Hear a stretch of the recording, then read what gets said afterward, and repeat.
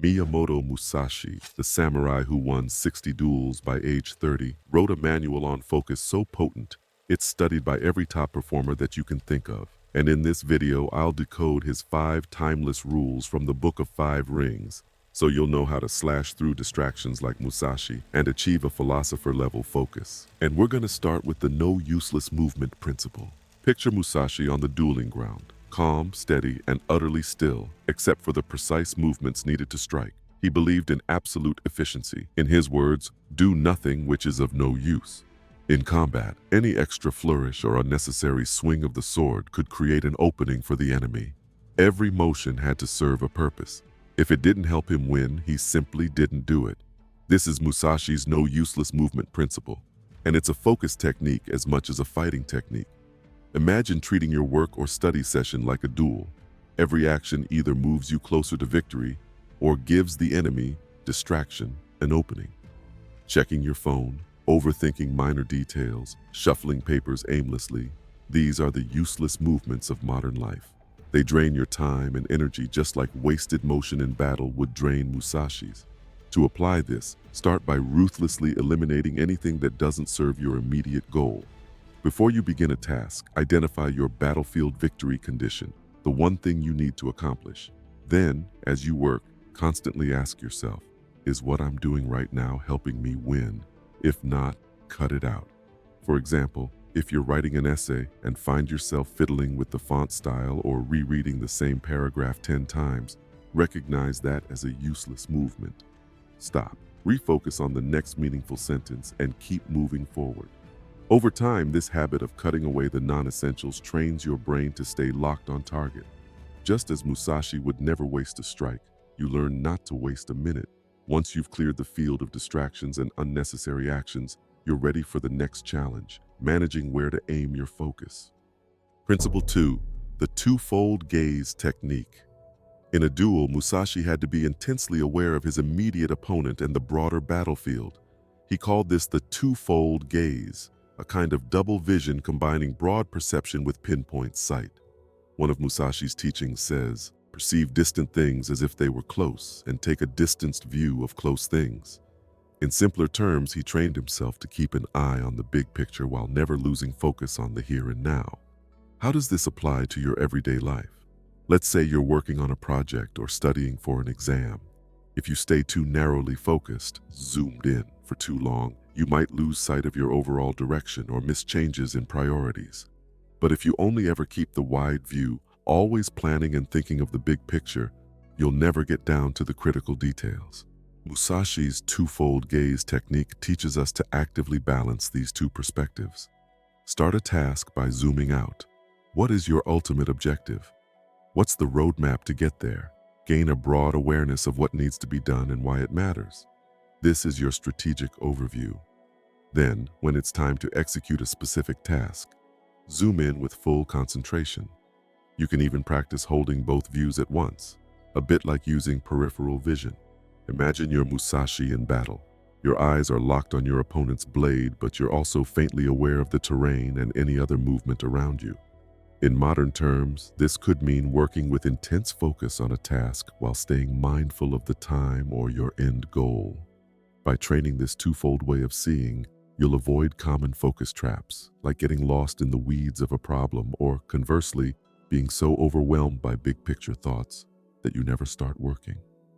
You become both the eagle soaring high, seeing the whole landscape, and the hawk diving for the kill, zeroed in on the target.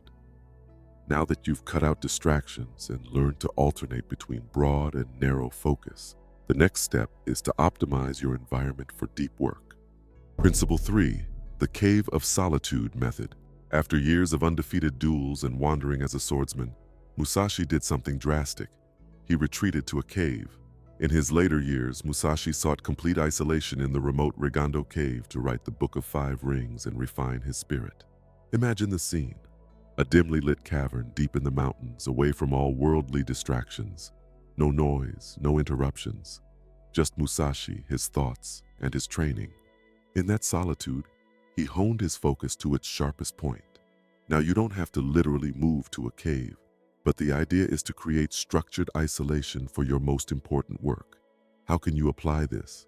Start by identifying a space or time slot where you can be alone and uninterrupted, even if only for an hour. It might be early morning before the world wakes up, a closed office door with a "Do Not Disturb" sign, or a quiet corner of a library. Treat this like sacred time. In that period, disconnect from the internet, if possible, silence your phone, and block out any chance of interruption. This is your modern-day cave. Musashi's cave was not just a physical location. It was a state of mind, a commitment to deep focus and self-mastery. When you enter your own focus cave, carry a similar commitment. Before you start, take a moment to tell yourself that for this session, nothing exists except you and the task at hand. It often helps to set a specific goal for your solitude session. Finish a chapter, solve a set of problems, etc. To give your mind a clear mission, challenge yourself to implement this. Set aside one block of time this week as your personal cave of solitude. For example, decide that Wednesday 7 to 9 p.m. will be a deep work session. No social media, no outside interruptions, just you and your goal. See what happens when you train in your cave. You might be astonished at how much you can accomplish in even 30 minutes of true, uninterrupted focus. Sometimes it can feel like you've stretched time compared to a normal distracted hour. By regularly entering this solitude, you'll not only get more done, you'll also train your brain to crave deep focus and become comfortable without constant stimulation. Even in solitude, however, there's another enemy that can break your focus: inner fear and hesitation. This is where Musashi's warrior mindset truly shines. Principle 4, the fight as if already dead mindset. Musashi fought dozens of duels, often against multiple opponents or famed sword masters, and he walked away from each one. How did he deal with the fear of death or the pressure of such high stakes? He embraced a mentality so fierce it's almost shocking. To win any battle, you must fight as if you are already dead. In other words, he eliminated fear by accepting the worst-case scenario. If you consider yourself already dead, what's left to fear? Nothing. All that remains is action. We're not samurai facing literal death, but think about the fears that sabotage your focus. Fear of failure, fear of criticism, anxiety about the outcome. These fears are like invisible chains that make you hold back, procrastinate, or constantly switch tasks to avoid discomfort.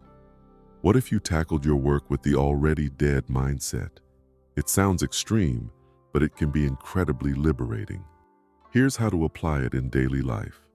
Embrace the worst-case scenario in your mind before you begin a daunting task.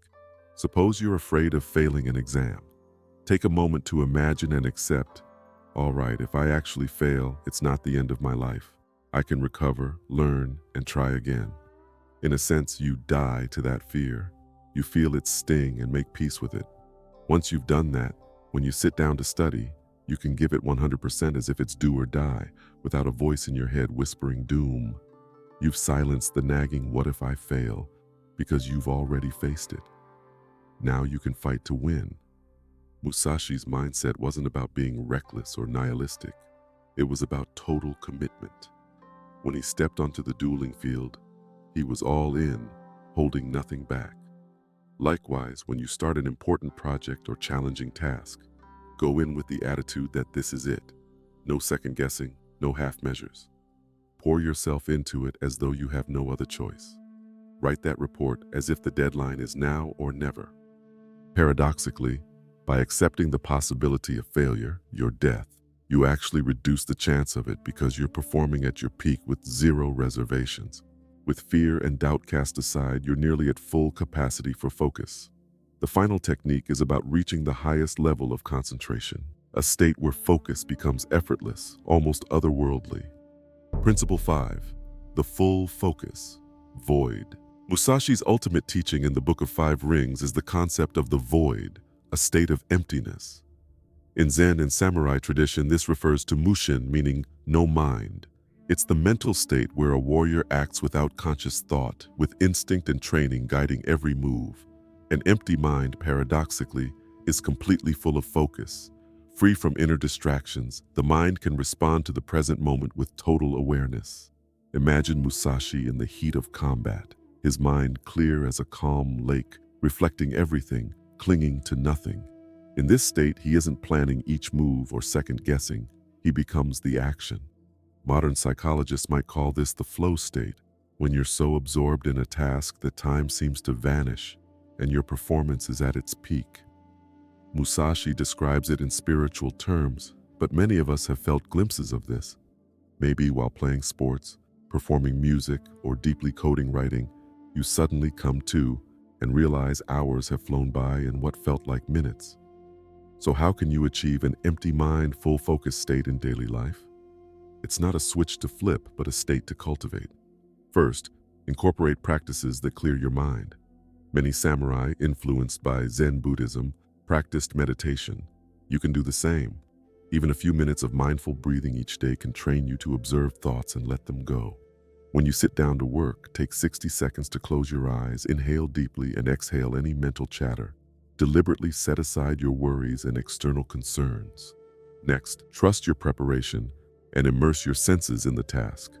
Mushin comes when you've trained your skills enough that you can rely on them without overthinking. For example, if you've studied thoroughly or practiced something repeatedly, when it's showtime, try to let go of analysis paralysis and flow with what you know. Focus on the work itself, not on the fact that you're doing the work. If a distracting thought pops up, what if this isn't good enough? Or what should I eat later? Acknowledge it and let it drift away like a leaf on a stream. Then gently return your attention to what you are doing, much like returning to your breath in meditation. A practical tip to help induce this flow state is to find the sweet spot of challenge. Not too easy, which leads to boredom and wandering thoughts, but not too hard, which creates anxiety and self-doubt. Musashi's level of focus came from a lifetime of training under high stakes.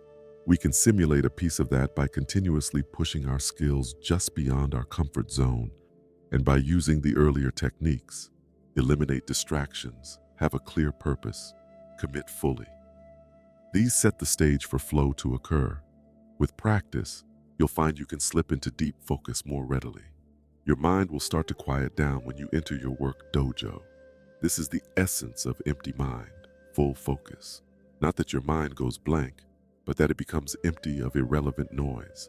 In that void, as Musashi would say, you become fully present and remarkably effective. Bringing it all together, these 5 techniques form a powerful toolkit. Think of them as 5 rings of focus forged in the fires of Musashi's experience. Each principle builds on the previous. Eliminate distractions so you can truly utilize a dual focus. Use the dual focus and you'll value uninterrupted solitude to apply it. In solitude, you confront your inner fears and commit fully.